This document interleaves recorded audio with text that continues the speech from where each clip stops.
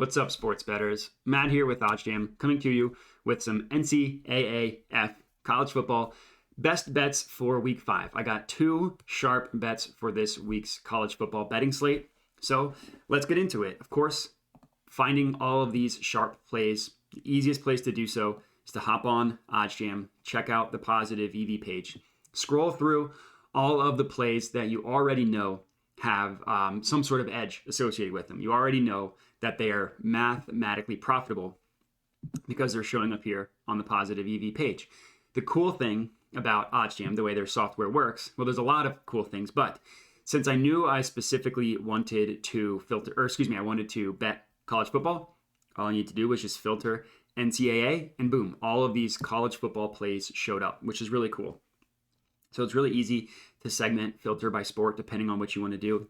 The general math behind everything is OddsJam. The OddsJam algorithm takes into account, it tracks, it collects all of this data, all of the different betting markets, the odds from all the different sports books.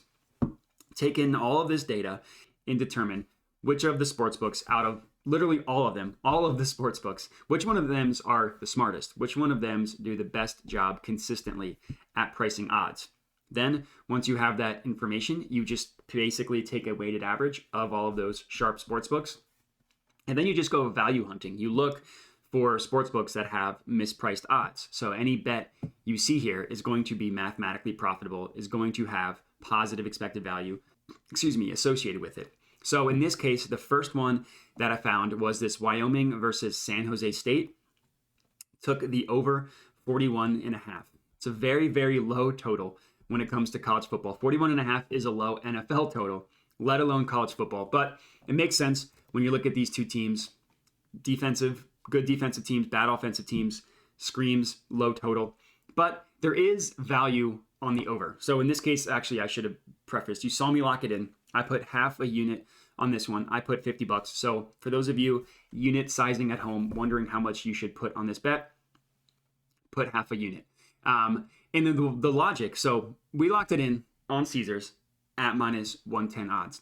The no vig line, which is what I was talking about earlier, the weighted average from all of these sharp sports books, priced this at about minus 113. So the gap between these two numbers, that is where you get your positive expected value from.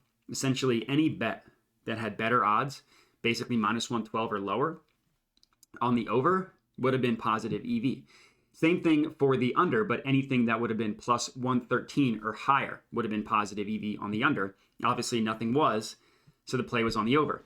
Another thing that's cool is if you click into a play, it pulls up odds for every sportsbook for this specific play, for the over 41.5. But if you view event page in a new tab, it pulls up what every sportsbook prices this total at. So not only the individual odds for our bet, which is 41.5, but what does every sportsbook think this total should be?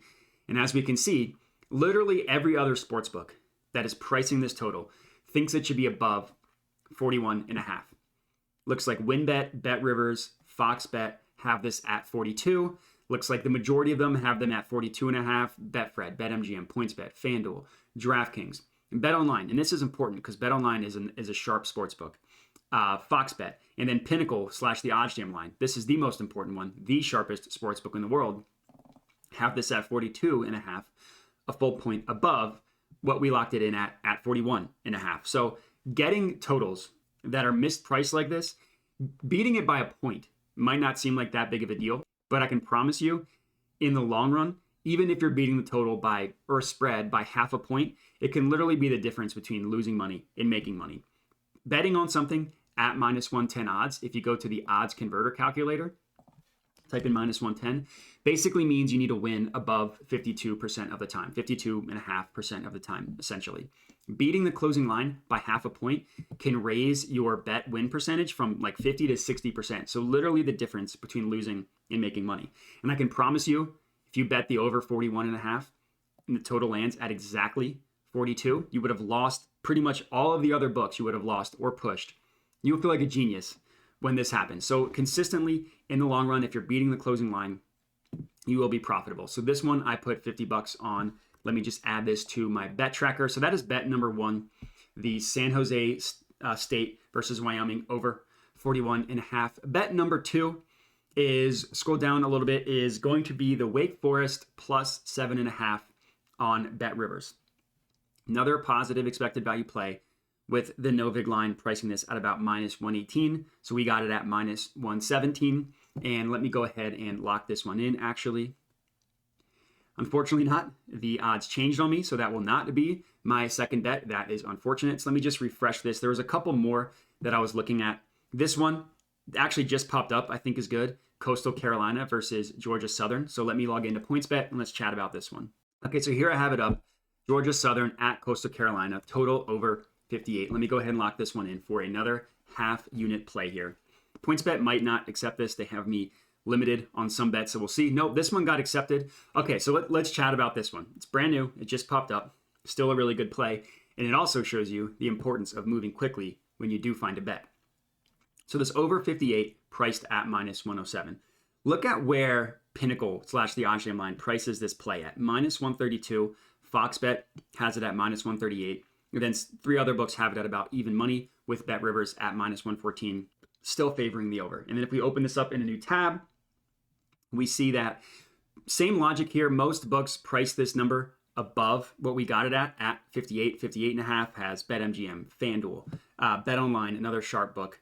And then we see the OddsJam line still heavily favoring the over 58.5. It's not until we get a 1.5 higher when the odds start to shift towards the under, when Pinnacle / Sportsbook, or excuse me, / OddsJam starts to favor the under. So this is another example, just beating the closing line, taking advantage of the sports books, finding mispriced spreads, mispriced totals, leads me to those 2 sharp bets, the over 58 in Coastal Carolina versus Georgia Southern, and over 41.5 in Wyoming versus San Jose State. And that's it. Those are going to be my 2 sharp college football bets for week 5. So let me know if you're locking these in, comment on the video with your feedback, and that's it. So appreciate you guys watching, and have a good one.